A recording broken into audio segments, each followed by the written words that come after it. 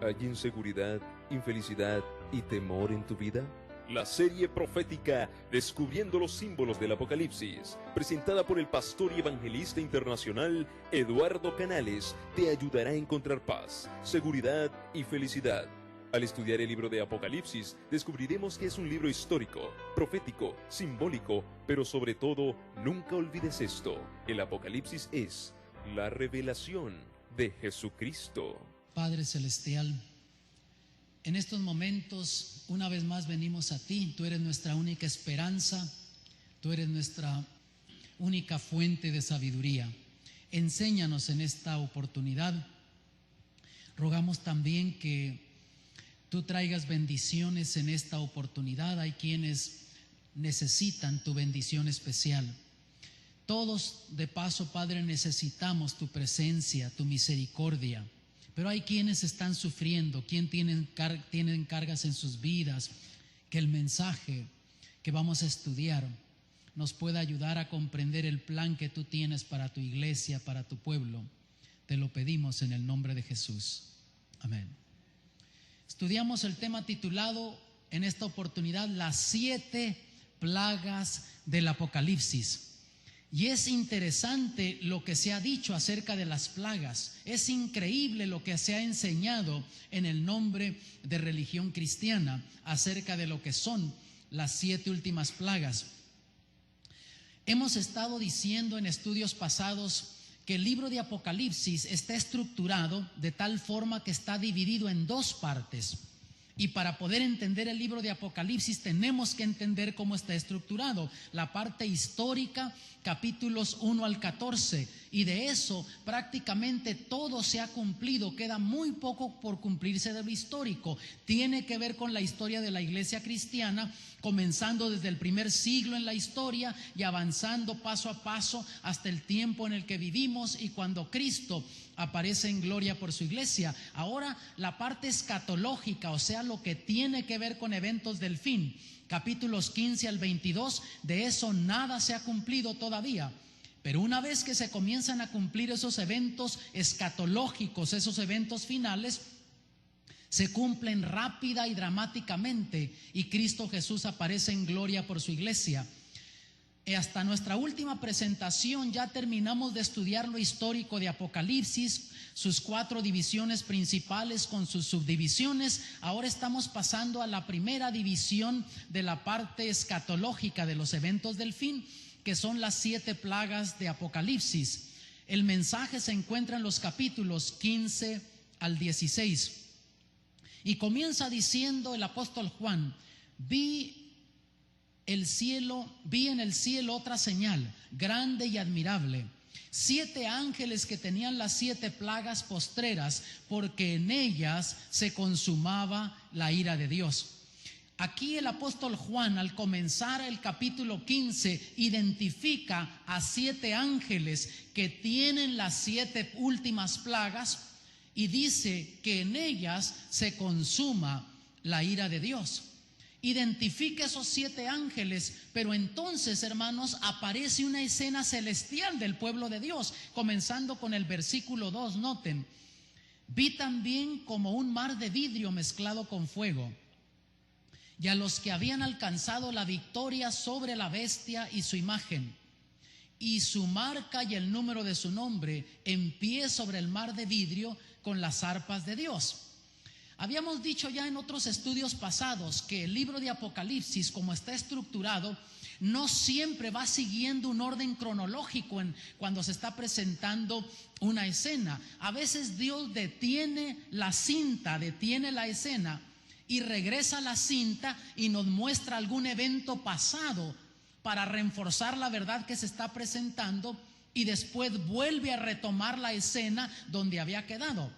En algunos casos adelanta la cinta y nos muestra un evento futuro para reforzar la verdad que se está presentando, y después regresa y continúa cronológicamente desarrollando ese mensaje. Y este es el caso. Aquí Dios adelanta la cinta y muestra cuando ya el pueblo de Dios estará en el cielo. Y noten lo que siguen diciendo los versos 3 y 4. Y cantan el cántico de Moisés, siervo de Dios, y el cántico del Cordero, diciendo: grandes y maravillosas son tus obras, Señor Dios Todopoderoso. Justos y verdaderos son tus caminos, Rey de los santos. ¿Quién no te temerá, oh Señor, y glorificará tu nombre? Pues solo tú eres santo, por lo cual todas las naciones vendrán y te adorarán, porque tus juicios se han manifestado. Notas, aquí está el pueblo de Dios cantando el cántico de Moisés y el cántico del Cordero. Y el cántico de Moisés fue un cántico de victoria, cuando el pueblo de Dios estaba peregrinando, yendo hacia la tierra prometida. Antes de cruzar el Mar Rojo, se encontraron con un problema. Los egipcios venían detrás de ellos, el mar delante, las montañas al lado. No había escapatoria para el pueblo de Dios, y Dios abrió el Mar Rojo y el pueblo de Dios cruzó por allí. Y el ejército egipcio se atreve a querer cruzar también por donde cruzó el pueblo de Dios, y Dios cierra el Mar Rojo y destruye a los enemigos de Dios. Y estando del otro lado del Mar Rojo, el pueblo de Dios canta un cántico de victoria. Y aquí vemos al pueblo de Dios cantando el cántico de Moisés y el cántico del Cordero. Es un cántico de victoria. Dios está mostrando cuando el pueblo de Dios estará en el cielo.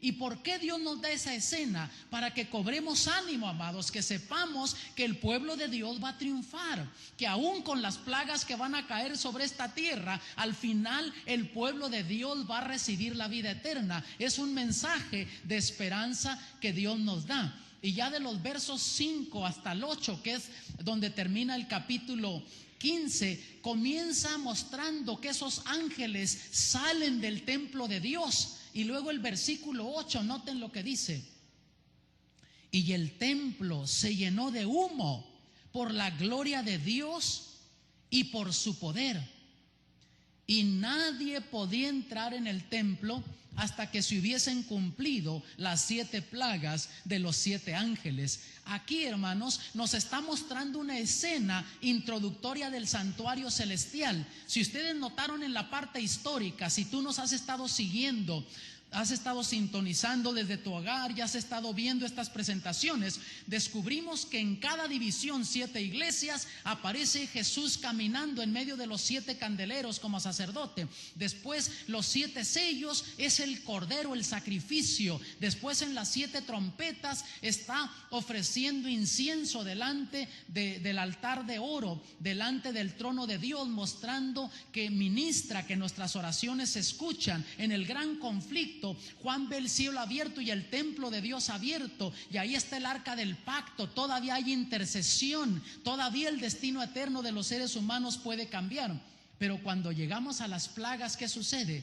Se cerró el templo, se llenó de humo y nadie podía entrar. O sea, cuando comienzan a caer las plagas, ya la gracia de Dios se terminó para la humanidad. El destino eterno de cada quien ya quedó sellado. Ahora tu destino y mi destino eterno puede cambiar. Jesús ministra por nosotros, pero cuando comiencen a caer las plagas, Jesús terminará su obra sacerdotal en el santuario celestial. Es un mensaje, hermanos, que nos deba de poner a pensar, porque llega el momento que se cierra la gracia de Dios. Y de paso te digo, esta es la última vez que en el Apocalipsis se presenta una escena introductoria del santuario celestial. Ya en las siguientes divisiones escatológicas ya no se habla más del santuario celestial allí. Y ya en el capítulo 16, entonces comienzan a caer esas últimas 7 plagas. Y nos decía que en ellas se consuma la ira de Dios, es lo que decía el capítulo 15, versículo 1. Y vemos lo que dice el verso 1 del capítulo 16. Y oí una gran voz que decía desde el templo a los 7 ángeles: id y derramad sobre la tierra las 7 copas de la ira de Dios. Y notas, mi amado, que en todo el Apocalipsis, en la parte histórica, nos va hablando de la misericordia, de la gracia de Dios, pero aquí ya habla de ira, porque ya la gracia de Dios se ha terminado. El que quedó sellado con el sello de Dios quedó sellado. El que no quedó con la marca de la bestia, el que es salvo, el que no quedó perdido para la eternidad. Y en ellas, dice, se ve la ira de Dios. El versículo 1 del capítulo 15 dice lo mismo, porque en ellas se consumaba la ira de Dios. O sea, estas plagas no son para que la gente se arrepienta, es para aquellos que fueron en contra de la verdad de Dios, que fueron enemigos del pueblo de Dios, que rechazaron la verdad de Dios. En ellas se consuma la ira de Dios. Y sabes, mi amado, yo prefiero la gracia y la misericordia de Dios que recibir la ira de Dios. Pero va a haber quienes van a recibir la ira de Dios porque rechazaron la gracia y la misericordia de Dios. Entonces se deja caer la primera copa y mira lo que sucede. Verso 2: fue el primero y derramó su copa sobre la tierra, y vino una úlcera maligna y pestilente sobre los hombres que tenían la marca de la bestia y que adoraban su imagen. Se derrama la primera copa y la gente comienza a experimentar úlceras en el cuerpo, llagas, y llagas que no sanan. Y trata de visualizar esto: la gente corriendo al médico, y llega a la oficina de su médico y descubre que hay una cantidad de gente con esas llagas, y a lo mejor se acerca con la recepcionista, y la recepcionista también tiene esas llagas, y con todo quiere ver a su médico, y a lo mejor el médico también tiene esas llagas. O si era un médico cristiano que servía a Dios, no tiene las llagas, pero le dice: mira, hemos estudiado este asunto, la ciencia médica ha estado analizando esto porque es un problema mundial, una epidemia mundial, y no hay forma de resolver este problema. Va a ser algo terrible, mis amados. Entonces se derrama la segunda copa, y mira lo que dice el verso 3: el segundo ángel derramó su copa sobre el mar, y éste se convirtió en sangre como de muerto, y murió todo ser vivo que había en el mar. Se derrama la segunda copa y las aguas del mar se convierten en sangre. Trata de visualizar la gente que le gusta pasarla a todo dar, que todo es veranear, divertirse, y están en las playas, digamos, de Galveston, o van por allá a las playas de Puerto Rico, por allá a La Parguera, o se van a Hawái, se van a otro lugar, y de repente comienzan a oler algo mal. Imagínense los peces flotando, no hay oxígeno en el mar, se convierte en sangre eso, un olor pero de muerte. Y la gente dice: pues me voy a las montañas, allá donde hay aire limpio y todo, y allá me voy a refugiar de este problema. Llegan a las montañas, pero mira lo que nos dice cuando cae la tercera copa. Se derrama la tercera copa, y dicen los versos 4 al 6: el tercer ángel derramó su copa sobre los ríos y sobre las fuentes de las aguas, y se convirtieron en sangre. Y oí al ángel de las aguas que decía: justo eres, oh Señor, el que eres y que eras, y el santo, porque has juzgado estas cosas.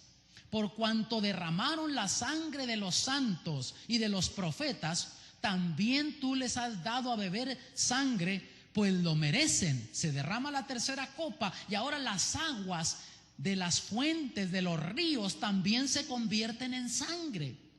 La gente no puede escapar de la ira de Dios, aquellos que no tienen el sello de Dios, que tienen la marca de la bestia. Y ahora nota algo interesante: aquí hay un tremendo simbolismo. Dios dice: muy bien, querían sangre, ustedes maltrataron a mi pueblo, persiguieron a mi pueblo, le hicieron la vida imposible a mis profetas, a los santos, a los cristianos. Querían sangre, pues beban toda la sangre que quieren, aquí la tienen. Tiene un tremendo simbolismo para aquellos que fueron enemigos del pueblo de Dios. Pero luego se derrama la cuarta copa, y vean lo que sucede, verso 8: el cuarto ángel derramó su copa sobre el sol, al cual fue dado quemar a los hombres con fuego.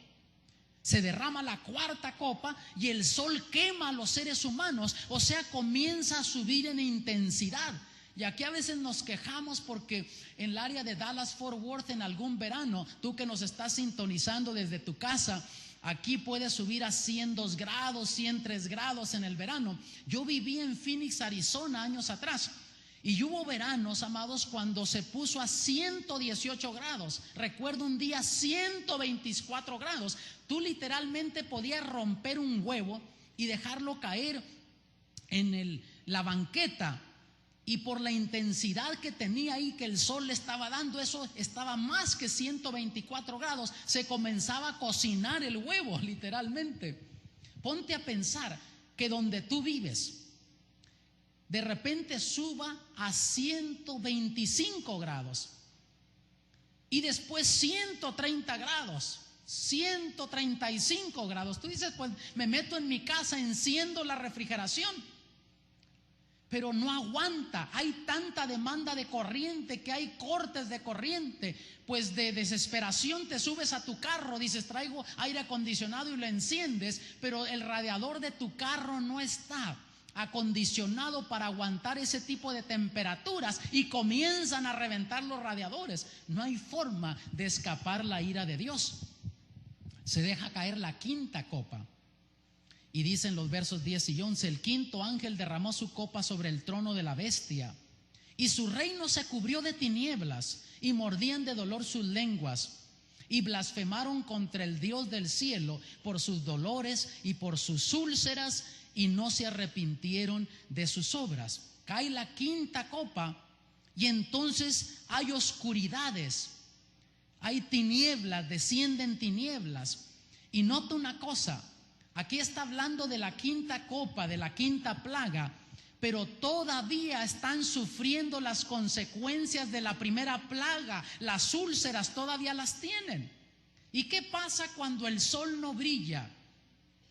Así como hemos estado estos días aquí que no ha habido sol, ¿qué ha sucedido? La temperatura baja. Cuando en la cuarta plaga el sol estaba metiendo con todo, y de paso te digo que la cuarta plaga, el sol tiene otro simbolismo. Ya descubrimos que históricamente en culturas paganas la gente adoró al dios sol, era un dios pagano. Y descubrimos que en el cristianismo se introdujo en una forma sutil la observancia del domingo como día del Señor, que era el primer día de la semana cuando los paganos adoraban al sol. Y muchos cristianos han descubierto que eso no es bíblico. No está en la Biblia, vino por tradición desde el tiempo de Constantino, el emperador Constantino, en el cuarto siglo de la historia, y emite la primera ley dominical. Después Roma papal, con el tiempo, instituye esa ley dominical. Y muchos cristianos lo saben y con todo se siguen aferrando porque dicen, esa ha sido la tradición de nuestra familia, así nos han enseñado. Entonces con ese simbolismo Dios dice, muy bien, querían adorar al sol, aquí tengan todo el sol que quieran, aquí lo tienen, y quema a los seres humanos. O sea, está tan caliente que la gente no haya cómo resolver esa situación. Y te digo una cosa, Dios no va a dejar caer sus plagas sobre gente que no conoció. La Biblia dice que pecado está en aquel que sabe hacer lo bueno y no lo hace. Gente sincera que ha muerto o que ya murió, en el día del juicio Dios no les va a juzgar por cosas que no conocieron. Gente que va a estar viviendo cuando caen las plagas, si fue sincera, si sirvió a Dios hasta lo que esa persona entendió, Dios la va a sellar para la eternidad. Pero aquella gente, aunque se diga cristiana, conoció la verdad de Dios y a pesar de eso insistió en quedarse en esas tradiciones porque la mayoría así lo hace o porque mi familia así me enseñó, va a recibir de las plagas. Ponte a pensar que ahora en la quinta plaga comienza a bajar la temperatura, 30 grados, ya se congela la cosa y después hasta 0 y bajo 0. Años atrás yo di una serie de conferencias en Rusia y fue en el mes de enero, en el invierno. Y yo caminaba 1,5 cuadras de donde me estaba quedando en el hotel al auditorio donde teníamos las reuniones. Y hermanos, con caminar eso, llegar ahí, ya sentía que se me caían las orejas de frío que estaba eso. Pónganse a pensar ahora que baje a 30 grados bajo 0, como sucede en Siberia, 40 grados bajo 0. La gente le va a meter la calefacción a la casa, pero no va a aguantar el sistema. El carro no aguanta también la calefacción del carro. Y luego se deja caer la sexta copa. Y dice el verso 12: el sexto ángel derramó su copa sobre el gran río Éufrates. Y el agua de este se secó para que estuviese preparado el camino a los reyes del este. Se deja caer la sexta copa y el río Éufrates se seca.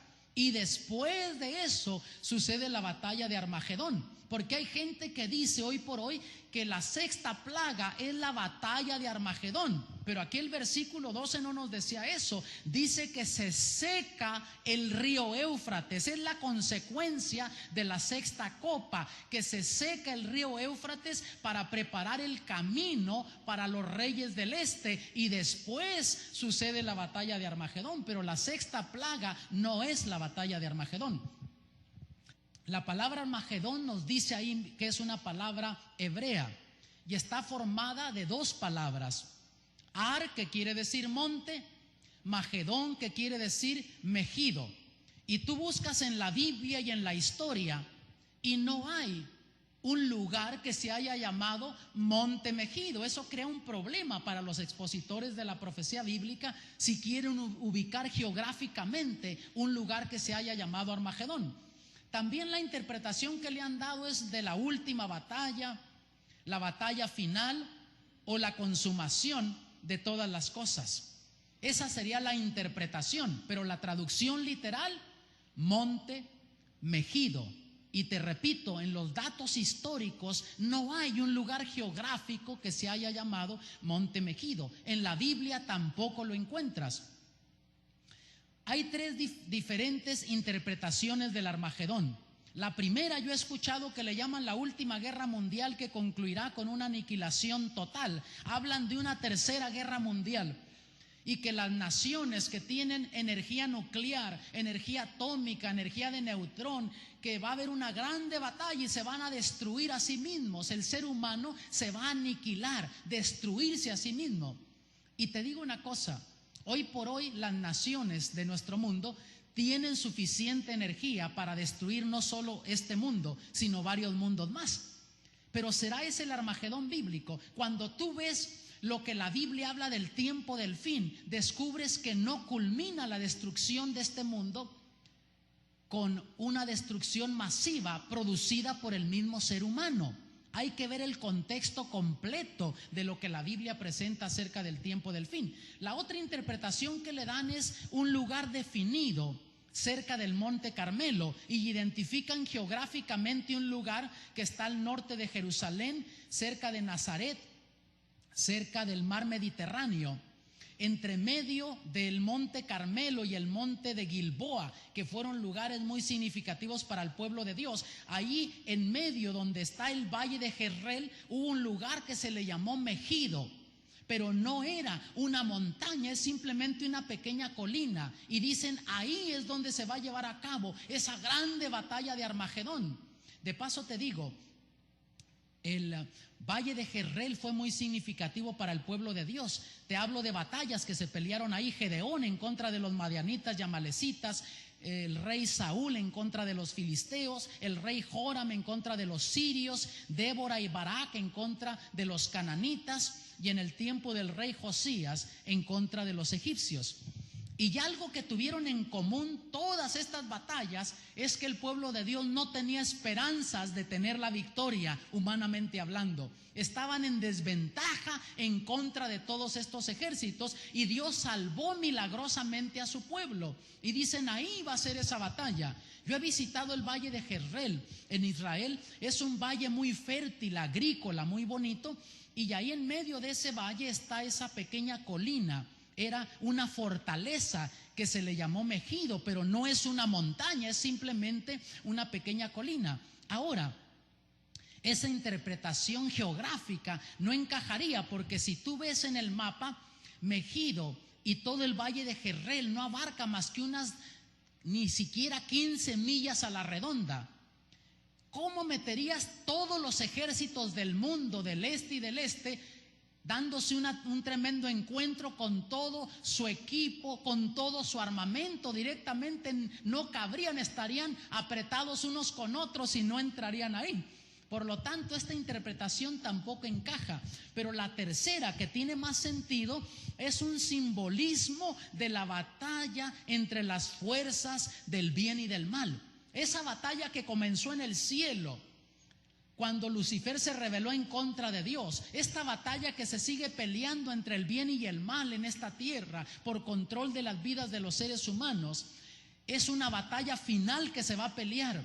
Y vemos, hermanos, que esa tiene más sentido, porque noten, dice el verso 12: el sexto ángel derramó su copa sobre el gran río Éufrates, y el agua de este se secó, para que estuviese preparado el camino a los reyes del este. Por lo tanto, el resultado de la sexta copa es que se seca el río Éufrates. Ahora, si está hablando en simbolismo profético aquí, vamos a descubrir que siempre que se menciona el río Éufrates, se menciona en simbolismo profético en conexión con Babilonia, con la ciudad de Babilonia. Y si vemos, la ciudad de Babilonia existió en el tiempo del profeta Daniel. Está en el país de Irak, al sur de Bagdad. Ahora están las ruinas de lo que fue la ciudad de Babilonia, y por medio de la ciudad cruzaba el río Éufrates. Pero para cuando el apóstol Juan recibe esta visión, a fines del primer siglo, ya hacía más de 600 años que la ciudad de Babilonia estaba en ruinas, porque en el año 539 la habían destruido los medos y los persas y nunca más se volvió a reconstruir. Y siempre que se menciona en el Apocalipsis Babilonia, no está hablando de esa ciudad, está hablando en un simbolismo profético. Ahora, si el mar se seca aquí, el río Éufrates, y está hablando en simbolismo profético, ¿qué simbolizan las aguas? Apocalipsis 17:15 lo dice, y él me dice: las aguas que has visto donde la ramera se sienta son pueblos y muchedumbres y naciones y lenguas. Quiere decir, amados, que ese río Éufrates que alimentaba la ciudad de Babilonia, que le daba vida a la ciudad de Babilonia, se secó. Llegó un tiempo que se secó, ya lo vamos a ilustrar. Pero aquí en el simbolismo profético quiere decir que al fin del tiempo, las muchedumbres, los pueblos que le estaban dando el apoyo a Babilonia, que Babilonia en el sentido profético, simbólico en Apocalipsis, quiere decir confusión religiosa. La confusión religiosa que predomina alrededor del mundo y que tiene el apoyo de multitudes, de naciones, pueblos, al fin del tiempo se va a secar. Va a haber gente que va a dejar de apoyar esas doctrinas falsas de Babilonia y va a aceptar la verdad de Dios para preparar el camino, dice, para los reyes del este. Ahora les muestro algo interesante. Vean en el libro de Isaías capítulo 44, versos 26 al 28. Yo, el que despierta la palabra de su siervo y cumple el consejo de sus mensajeros. ¿Quién está hablando aquí, hermanos, al decir yo? Es Dios, Jehová, que le está hablando al profeta Isaías. Y noten lo que sigue diciendo: que dice a Jerusalén: serás habitada, y a las ciudades de Judá reconstruidas serán, y sus ruinas reedificadas. Vemos históricamente que para el tiempo del profeta Daniel, la ciudad de Jerusalén fue destruida y el templo por el rey Nabucodonosor en la tercera incursión que hizo en el año 586 antes de Cristo. Devastó la ciudad y quedó destruido el templo y la ciudad. Pero ya por medio del profeta Isaías, aún antes de que sucediera esa destrucción de la ciudad, Dios estaba profetizando que iba a ser reedificada esa ciudad. Y vean lo que sigue diciendo: que dice a las profundidades: secaos, y a tus ríos haré secar. Que dice de Ciro: es mi pastor, y cumplirá todo lo que yo quiero. Al decir a Jerusalén: serás edificada, y al templo serás fundado. ¿De qué Ciro está hablando aquí, hermanos? Si vemos en la historia, descubrimos que ese fue el rey, el general que iba dirigiendo el ejército de los medos y los persas que vencieron al imperio de Babilonia. Y estaba diciendo Dios aquí que Él iba a ser su pastor, que dirigiría a su pueblo. Qué interesante. Y vean cómo sigue diciendo en Isaías 45:1. Así dice Jehová a su ungido, a Ciro, al cual tomé yo por su mano derecha. Y noten que le llama mi ungido. Y en el Antiguo Testamento, cuando Dios habla de su ungido, habla de nuestro Señor Jesucristo. Y aquí está hablando del rey Ciro, pero también es un símbolo aquí, el nombre del rey Ciro, de nuestro Señor Jesucristo. Y vean lo que sigue diciendo: para sujetar gentes delante de Él y desatar lomos de reyes, para abrir delante de Él puertas, y las puertas no se cerrarán. Dios ya estaba profetizando que ese rey que iba a ir dirigiendo el ejército de los medos y los persas iba a tener éxito, iba a triunfar en sus batallas. Y vemos que el 13 de octubre del año 539 antes de Cristo, el rey Ciro venció al imperio de Babilonia. Y era una ciudad amurallada, no había forma de penetrarla, y era un imperio mayor y un ejército mayor, más potente que el de los medos y los persas. Eso lo dice la profecía en el capítulo 2 de Daniel. Pero con todo iban a vencer al imperio de Babilonia. La historia cuenta que Ciro con sus ingenieros lograron descubrir cómo penetrar la ciudad. Ellos lo que hicieron, descauzaron el río Éufrates antes de llegar a la ciudad de Babilonia, y se metieron por debajo de la muralla por donde pasaba el río y destruyeron la ciudad, vencieron al imperio. Y después Ciro y otros reyes también que siguieron a Ciro, como fue Darío, después vino también Artajerjes, dieron edictos para que todos los judíos que estaban exiliados, como el profeta Daniel y otros en la ciudad de Babilonia, pudieran regresar a Jerusalén a reedificar la ciudad. O sea, Dios utilizó a Ciro para liberar a su pueblo que se encontraba exiliado en Babilonia.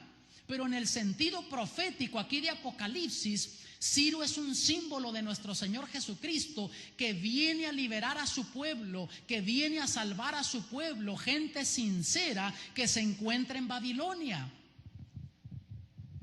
Y mira, algo interesante: se seca el río, dice, para preparar el camino para los reyes del este.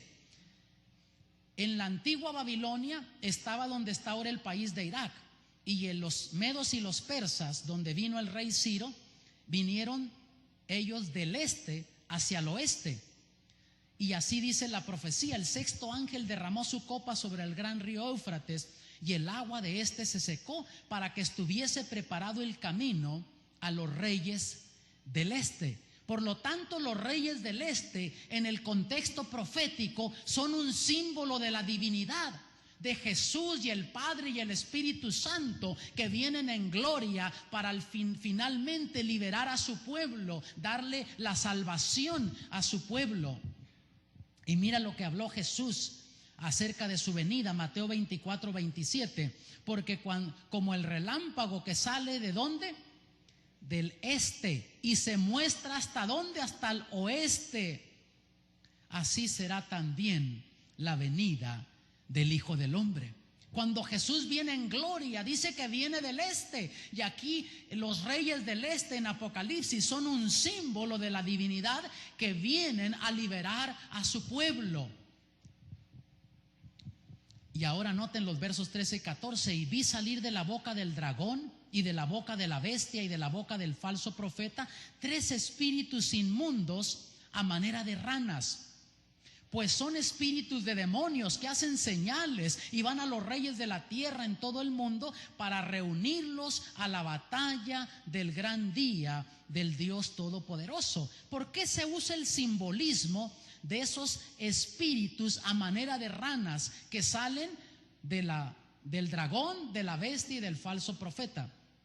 Porque la rana, hermanos, es uno de los animales más inmundos que pueda haber, sucios. Quiere decir que lo que estuvieron enseñando, el dragón se encargó de enseñar, la bestia y el falso profeta, fueron doctrinas falsas que estuvieron enseñando, no era la verdad de Dios. Y noten que se menciona el dragón, la bestia y el falso profeta. ¿Quiénes son? El dragón, hermanos, es el diablo. Ya descubrimos eso en Apocalipsis 12. Pero el diablo está usando el espiritismo moderno hoy por hoy. Tú ves las películas que Hollywood está produciendo, ¿y qué es lo que produce? Oh, que se murió el esposo de esta persona y la mujer lo amaba mucho y siente que se le aparece, y que a lo mejor el perrito de ellos comienza a actuar como el esposo, y es que es el esposo que regresa para estar con la esposa, y la gente cristiana llorando porque conmueve a los sentimientos eso. ¿Qué está haciendo el diablo, hermanos? Metiendo en la mente del cristianismo, envenenando la mente de nuestros hijos con esas películas para prepararlos para el fin del tiempo, cuando se vean esas manifestaciones espiritistas, sobrenaturales, que ya nuestra mente esté acondicionada para aceptar esas cosas. Enseguida viene la bestia. Ya descubrimos en Apocalipsis 13 que es Roma papal, y luego viene el falso profeta. Y el falso profeta es un simbolismo del cristianismo apóstata que ha dejado la verdad de Dios. En los tiempos bíblicos, amados, cuando Dios levantaba profetas para advertir a su pueblo, cada vez que el pueblo de Israel dejaba de obedecer los mandamientos de Dios, cada vez que el pueblo de Israel se iba tras la idolatría, Dios levantaba profetas para advertirlos. Si no se arrepienten, los pueblos enemigos los van a atacar, los van a llevar cautivos. Dios quitaba la protección de ellos, pero entonces, ¿qué sucedía cuando Dios enviaba a sus profetas para advertirlos que se arrepintieran? El diablo levantaba falsos profetas. ¿Y de dónde venían esos falsos profetas? ¿Eran profetas paganos? Eran profetas del mismo pueblo de Dios, pero eran falsos profetas que decían: no les crean a ellos, Dios no va a hacer eso, Dios no va a abandonar a su pueblo, Dios va a cuidar de Jerusalén, la va a proteger. ¿Y a quién escuchaba más la gente, hermanos? ¿A los profetas de Dios o a los falsos profetas? A los falsos profetas. ¿Por qué razón? Porque los mensajes se acomodaban más al estilo de vida de ellos. El falso profeta es un simbolismo del cristianismo apóstata que está predicando ahora en contra de los mandamientos de Dios, y que no está predicando los mandamientos de Dios y la verdad de Dios. Y te pregunto, ¿a quién escucha más la gente hoy por hoy? Oh, ya Cristo murió por nosotros, no tenemos que guardar los mandamientos, ya Jesús los clavó en la cruz del Calvario. A lo mejor tú que nos estás sintonizando en esta oportunidad has escuchado eso de algún predicador. Son mensajes fáciles, no importa, vive como quieras, Dios te ama y Dios nos acepta como vengamos a Él. Pero Él dice, como le dijo a la mujer adúltera, María Magdalena, la perdonó: ni yo te condeno, pero vete y no peques más. Y después nos dice: si me amas, guarda mis mandamientos. ¿Han leído esta palabra ustedes en la Biblia, Trinidad? No sé si tú la has leído en la Biblia, tú que me estás sintonizando en esta oportunidad. Levanten la mano los que han leído esa palabra en la Biblia, Trinidad. Me van a tener que mostrar en qué Biblia, porque saben que no está en la Biblia esa palabra. Pero es una forma de decir Padre, Hijo y Espíritu Santo. Ya hay quienes están negando la existencia del Padre, Hijo y Espíritu Santo, de esa deidad, de la divinidad, que son tres seres que forman la divinidad. Yo te voy a mostrar algo rápido. En Génesis 1:26, hablando de la creación, mira lo que dice: entonces dijo, ¿quién? Dios, voy a hacer, ¿o qué dice? Hagamos al hombre a mi semejanza, a nuestra semejanza, conforme a mi imagen, no dice a nuestra imagen, conforme a nuestra semejanza. Notas que dice Dios, Elohim, pero en el original en hebreo es plural. ¿Con quién estaba hablando ahí? ¿Quién está hablando? La divinidad, Padre, Hijo y Espíritu Santo. Mira cuando Jesús fue bautizado lo que sucedió. Marcos 1:9-11. Y aconteció en aquellos días que Jesús vino de Nazaret de Galilea y fue bautizado por Juan en el Jordán. Y luego, subiendo del agua, vio abrirse los cielos y al Espíritu como paloma que descendía sobre él. Y vino una voz de los cielos que decía: tú eres mi Hijo amado, en ti tengo complacencia. Físicamente ves a Jesús, al Hijo, siendo bautizado. desciende sobre de él el Espíritu Santo. Y luego se oye la voz del cielo del Padre que dice: tú eres mi Hijo amado. Ahí tienes la Trinidad: Padre, Hijo y Espíritu Santo. Y ustedes se preguntarán, ¿por qué está hablando de la Trinidad si está hablando de las plagas? Porque para toda verdad fundamental de Dios, el diablo tiene su imitación. Ya descubrimos que para los mandamientos de Dios, el diablo tiene su imitación. Para el verdadero día de reposo, el sábado, el diablo tiene su imitación en el nombre de religión cristiana. Y así te podría listar una cantidad de doctrinas fundamentales de la palabra de Dios que el diablo tiene su imitación. Para la Trinidad también el diablo tiene su imitación. El dragón, el diablo, Jesús le llamó el padre de mentira. Ahí tienes al padre. Roma papal reclama que es el representante de Cristo, del Hijo en esta tierra. Ahí tienes al Hijo. Y el cristianismo apóstata reclama hacer los milagros que hace con el poder del Espíritu Santo. Ahí tienes el Espíritu Santo, la Trinidad falsa. Y ahora se deja caer la séptima copa y mira lo que sucede. Versos 17 y 18. El séptimo ángel derramó su copa por el aire y salió una gran voz del templo del cielo, del trono, diciendo: hecho está. Entonces hubo relámpagos y voces y truenos y un gran temblor de tierra, un terremoto tan grande cual no hubo jamás desde que los hombres han estado sobre la tierra. Se derrama la séptima copa, hermanos, y viene un terremoto como nunca antes ha existido. Cae granizo del cielo y entonces Cristo Jesús aparece en gloria por su iglesia cuando cae la séptima copa. Y sucede algo interesante, mira. El verso 17 dice: el séptimo ángel derramó su copa por el aire y salió una gran voz del templo del cielo, del trono, diciendo: hecho está. Antes de eso, Jesús ya había usado esas mismas palabras en otra ocasión. ¿Cuándo fue eso? Cuando estaba en la cruz, muriendo por nosotros. Juan 19:30 dice así: cuando Jesús hubo tomado el vinagre, dijo: ¿cómo? Consumado es, hecho está. Y habiendo inclinado la cabeza, entregó el espíritu, murió. Cuando Él murió por ti, por mí, dijo: hecho está, consumado está. Nos dio la esperanza de la vida eterna. Cuando venga en gloria por su pueblo, dice: hecho está. Antes de salir del templo, ahí consuma esa promesa de venir por su pueblo. Y una tercera vez va a decir Jesús: hecho está. En unas cuantas más presentaciones vamos a descubrir la tercera vez y última que Jesús va a decir: hecho está. Y entonces, noten el verso 18, dice: hubo relámpagos y voces y truenos y un gran temblor de tierra y un terremoto tan grande cual no lo hubo jamás desde que los hombres han estado sobre la tierra.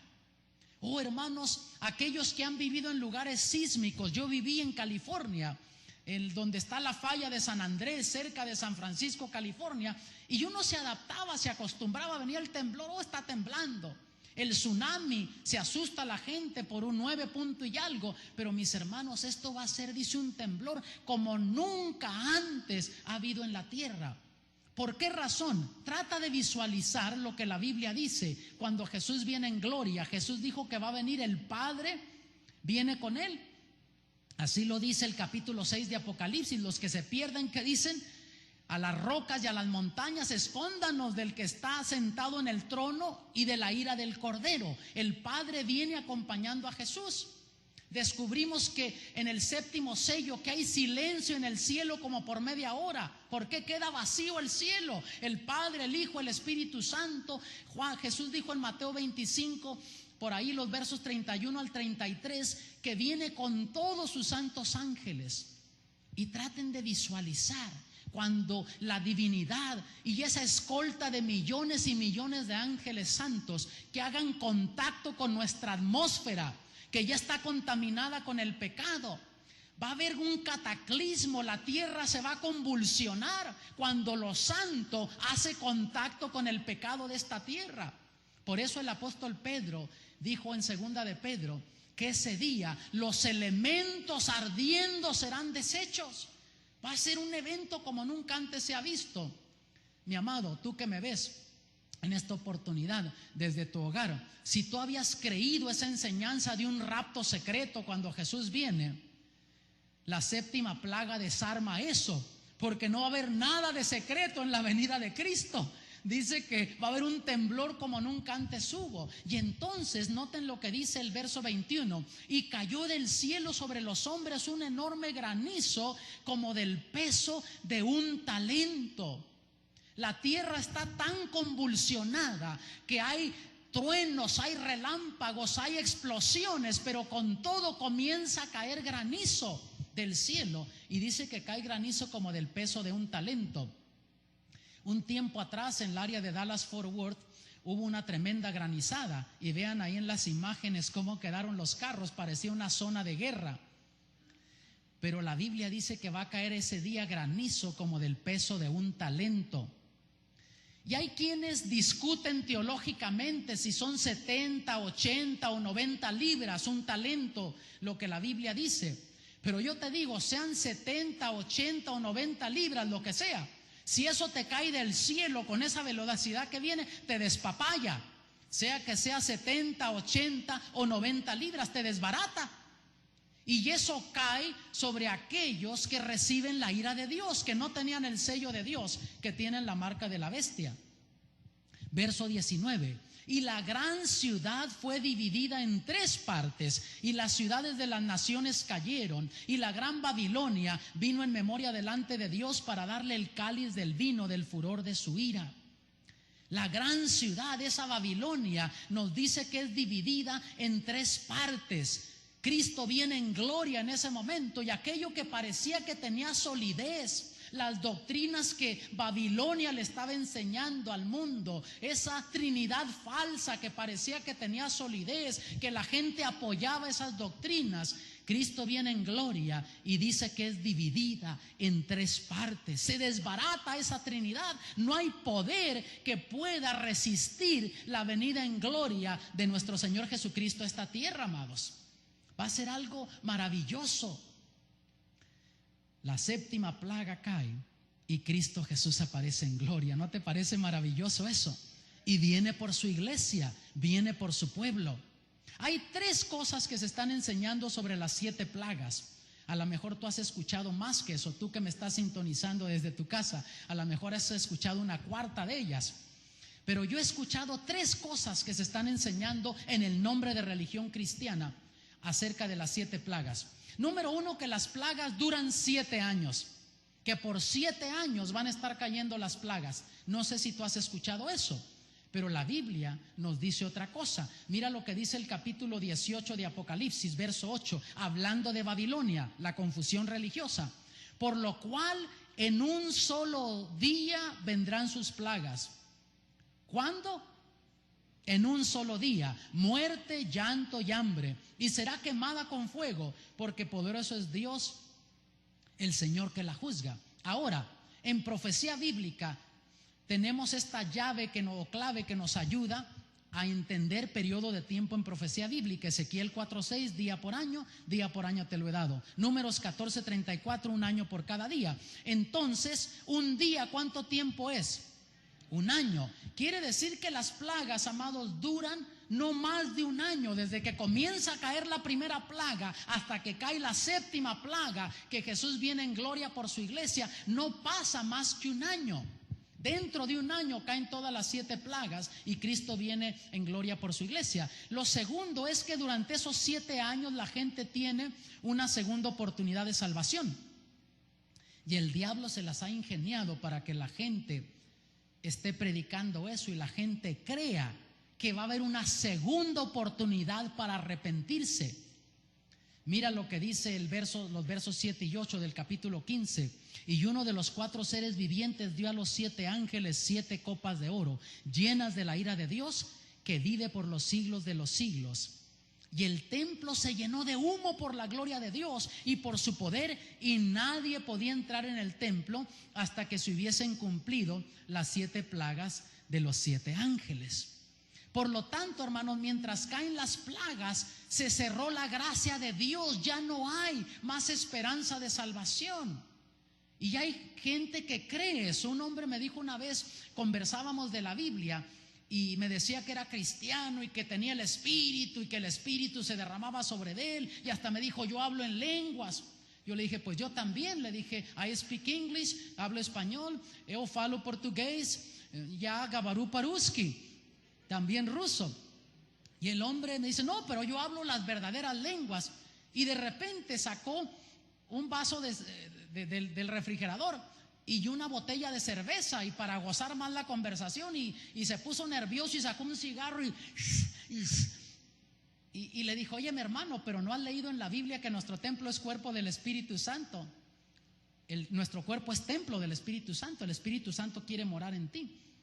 Dijo: bueno, hermano, no me preocupo mucho. Si no la hago en esta, la hago en el otro chance, me dijo. Así me dijo. En la otra oportunidad ahí la hago. No va a haber otra oportunidad, pero el diablo quiere que la gente piense eso. Mira las escenas del santuario en la parte histórica. Las 7 iglesias, Jesús caminando en medio de los 7 candeleros, ministrando por su iglesia, sacerdote. Los 7 sellos, Jesús como el cordero, el sacrificio por su iglesia. Las 7 trompetas ofreciendo incienso delante del altar. Nuestras oraciones son escuchadas en el trono de la gracia. En el gran conflicto, el templo de Dios está abierto y el arca del pacto se ve. Todavía se está intercediendo por el pueblo. Está ahí el arca del pacto donde está Jesús. Pero ya cuando comienza, antes de que caigan las plagas, se cierra el templo.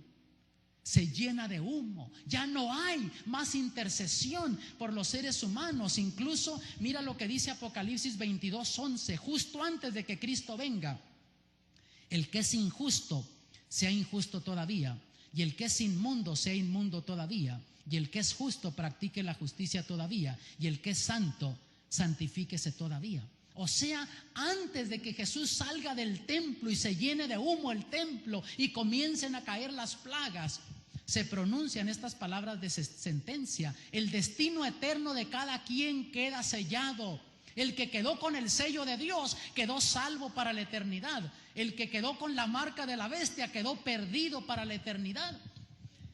La tercera cosa es que cuando las plagas caen, el pueblo de Dios está en el cielo. Es lo que he escuchado. El pueblo de Dios no sufre las plagas, me han dicho.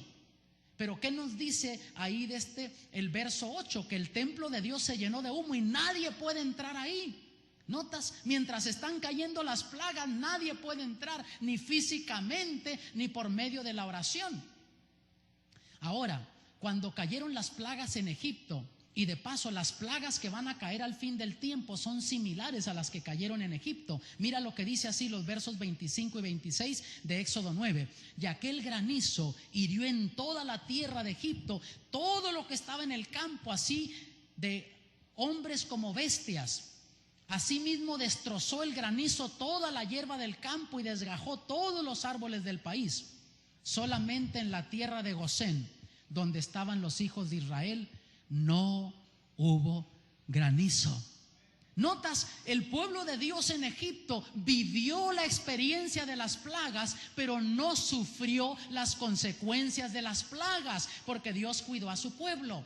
Y así también al fin del tiempo, cuando caigan las plagas sobre esta tierra, nosotros vamos a presenciar las consecuencias de las plagas en los demás, pero no vamos a sufrir las plagas. Vamos a vivir las plagas, pero no vamos a sufrir la consecuencia de las plagas, porque Dios va a cuidar de su pueblo. Ya vas a estar sellado para la eternidad con el sello de Dios. Mira lo que dice Salmo 91, versos 7 al 10. Caerán a tu lado 1000 y 10,000 a tu diestra, mas a ti no llegará. Ciertamente con tus ojos mirarás y verás la recompensa de los impíos. Aquellos que ahora se burlan de ti: ¿para qué vas a la iglesia? ¿Para qué vives la vida cristiana? Goza de la vida. y a lo que le llama la gente gozar de la vida, andar destruyéndose físicamente con vicios, destruyendo su matrimonio, sus hijos, a eso le llama la gente gozar de la vida. Dios dice, ahí van a estar, tú vas a ver la recompensa de esos impíos con tus propios ojos, vas a ver eso, caerán a tu lado 1000 y 10,000 a tu diestra, mas a ti no llegará. ¿Por qué razón? Porque has puesto a Jehová, que es mi esperanza, al Altísimo por tu habitación. No te sobrevendrá mal, ni qué más, ni plaga tocará tu morada. Esta promesa de Salmo 91 es para el pueblo de Dios que va a vivir al fin del tiempo. Pero porque hemos hecho de Jehová nuestra habitación, el Altísimo nuestro refugio, el Señor viene en gloria, pero mientras caen las plagas, Él cuida de su iglesia, Él cuida de su pueblo, Él protege a su pueblo. ¿No te parece maravilloso? El mensaje de las plagas, mi amado, no es un mensaje de temor para el pueblo de Dios, es un mensaje de esperanza, porque cuando las plagas caen, tú ya estás sellado para la eternidad. Y mira lo que Jesús dice en Apocalipsis 16:15, cerrando el mensaje de las plagas: he aquí yo vengo como ladrón.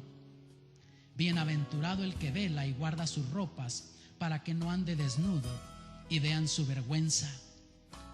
Y el venir como ladrón no es que viene en secreto. Ya descubrimos que hay un temblor como nunca antes, pero viene en el momento cuando la gente menos lo espera. Sorprenderá a una gente cristiana que se descuidó espiritualmente, y el Señor dice: bienaventurado el que guarda sus ropas. Y las ropas son la justicia de Cristo. Cuando tú aceptas a Jesús por medio del bautismo, le entregas tu vida al Señor, Él promete perdonar tus pecados pasados, te cubre con la justicia de Cristo, con ese manto de justicia, y Dios te ve como si nunca antes hubieses pecado. Pero por eso el Señor dice: si me amas, guarda mis mandamientos. El plan de Dios es que no sigamos en los mismos pecados, para que no sigamos manchando esas ropas. Pero también Jesús dijo: si alguno hubiere pecado, eso dice el apóstol Juan de Jesús, abogado tenemos para con el Padre, a Jesucristo el justo. Tú sigues manteniendo esa relación, te entregas a Cristo, y en el deseo de vivir como Dios manda, si cometes errores, Dios no quiere que caigas en la desesperación.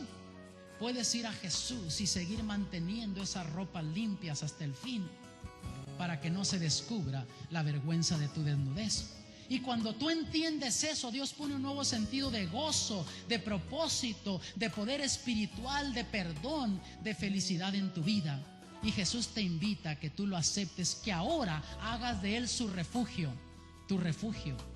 Que te escondas en Jesús, que Él te cubra con su justicia, para que ese día, cuando caigan las plagas, tú estés sellado para la eternidad.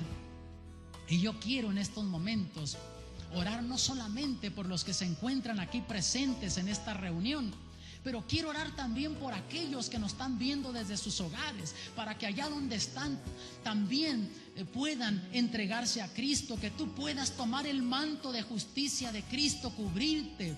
El mensaje de las plagas, repito, no es un mensaje de temor, es un mensaje de esperanza para el pueblo de Dios. Pero ahora ocupas cubrirte con el manto de justicia. ¿Quieres que ore por ti? Yo voy a orar por ti. Levanta tu mano. Padre Celestial, en estos momentos te agradecemos por el mensaje de las plagas. Permite que ahora nosotros hagamos de Jesús nuestro refugio, que nos abriguemos en Él. Cúbrenos con su manto de justicia, que estemos sellados para la eternidad. Y cuando caigan las plagas, oh Padre, que nosotros no seamos tocados por ellas, porque estamos sellados para la eternidad. En el nombre de Jesús. Amén.